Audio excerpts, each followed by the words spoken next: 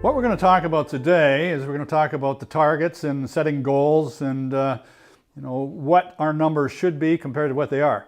And we're going to give a very clear picture on this whole thing. So certainly want you to include all the turnover when you're doing the calculations that are in your handbook. We're going to do a short-term calculation and we're going to do a long-term calculation. One of the biggest reasons we do that is I think once you get back and start measuring this, what we found out is if we kept a driver for a year, we typically had them on average for 5 years. So that first year element is critically important to having that person there long term. So we can segregate these two measurements. And again, the workbook points that out to you. You know, as everybody knows, you can't manage what you don't measure. Illustration of that for me is back when I had owner-operators working for me, and after paychecks would be issued, inevitably I have 2 or 3 come up and say, you know, we're not making enough per mile. Some of these guys were just squeaky wheel. They're good guys, but they were just in their nature to come in and complain. But inevitably I'd ask them all, what are your fuel costs?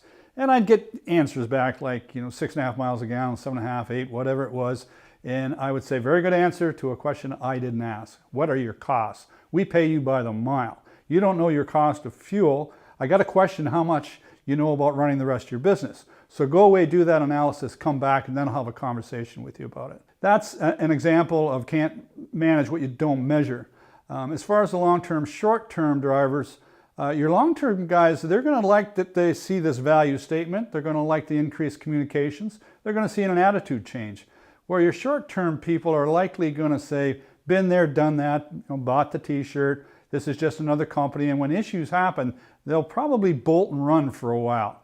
But with your other drivers, and hopefully more and more as time goes by, we're going to make your business sticky. Open door policies are great, but if you come in the front door and leave the back door, it really doesn't make any sense. How do you make a company sticky?